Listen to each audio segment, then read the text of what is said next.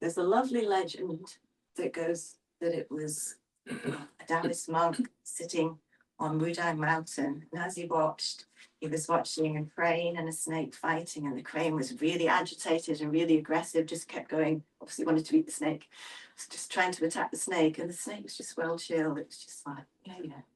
And every time the snake attacked, it just, moved out of the way. And that's where he got the idea of, because he already knew lots of different martial arts, this guy, and he got the idea of creating what became Tai Chi Chuan, which, as you can see, supreme ultimate fist, all very martial.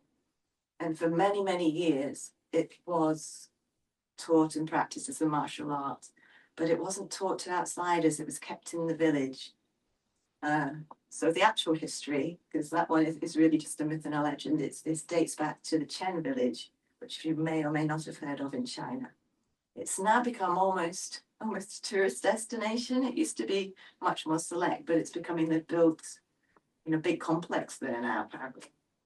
There's when I used to train with this gentleman used to come up from Wales that used to teach in Formby, and he did Chen style, and he'd been out there, so he'd have lovely tales of going and training with us.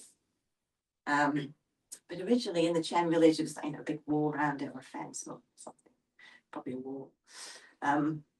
So you couldn't really see in, and it was kept a closely guarded secret. But then, of course, eventually various people did learn it who were from different families. Maybe they came, the story of the Yang style is the guy came and went up the hill beside Chen village so he could see, and he practiced for years on the hill until eventually they let him in.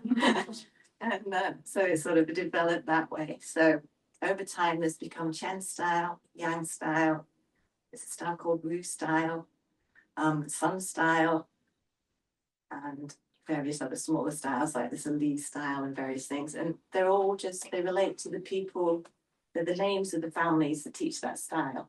And of course, within those styles, you've then got loads of different branches, because every time someone gets to a good level, they adapt it, because they might be taller than the person they're from, or they might be shorter, or that, just they've got different experiences, and maybe they know different martial arts as well. And so get all these combined methods. When we're in the classes, we're nearly always moving our arms some way, maybe moving our legs. So we're kind of using the body to lead and guide the energy around it, even though we don't know that's what we're doing. And we also use the mind, because wherever you focus your mind, that's where your attention goes, and that's where the energy goes. So especially when we center back into this area, which is the lower dantian, we're drawing the energy back to our centers and grounding ourselves. So we often start and end the classes by focusing, I have to say, on the belly, but I mean this area, the lower dantian.